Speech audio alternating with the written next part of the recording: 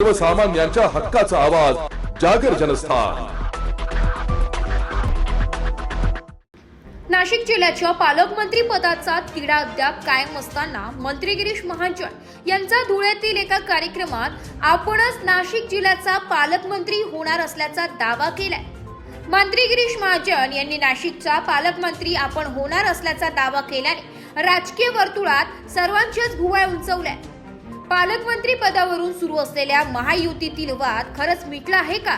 मंत्री गिरीश महाजन यांच्या धुळ्यातील विधानानंतर असा प्रश्न उपस्थित होत आहे। जागर जनस्थान करिता रूपक बिरारी धुळे।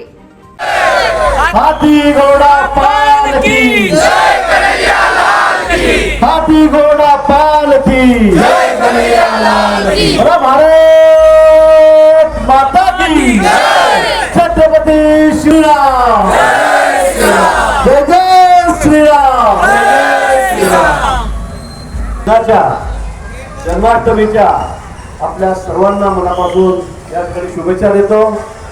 सागर भाऊ, मी फलक बघतो सगळीकडे, भावी नगरसेवक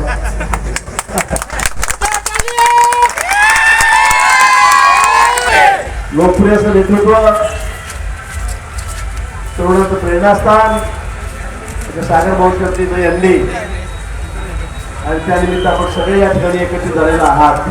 आज थोडं पावसामुळे गर्दी कमी झालेली, सर्व महाराष्ट्रभर पाऊस पडतोय, वरुणाची मेरबड झाली, पण ती होणं क्रमप्राप्त होतं, आवश्यक होतं, कारण पावसाने बऱ्याच दिवसापासून गडी बांधलेली होती आणि म्हणून वरुणाचे आगमन झालेलं आहे आणि त्याचा दयाचा उत्साह पावसामध्ये सुद्धा आमची तरुणी सगळी रस्त्यावर उतरलेली आहे।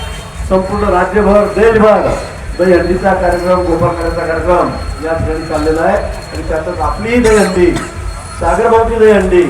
खरं म्हणजे मी दरवर्षी धुळ्याला येत असतो। मी नाशिकला मला बोलवलं असतं, त्या ठिकाणी मी पालकमंत्री होतो आहे, जळगाव माझा जिल्हा आहे, पण धुळेकरांचा उत्साह काही वेगळाच आहे। मी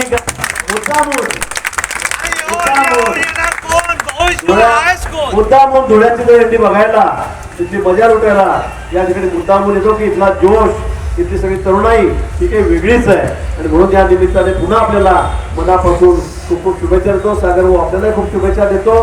पुढे अजून 4-5 एंडला जायचं आहे, खूप उशीर झालेला आहे। पुन्हा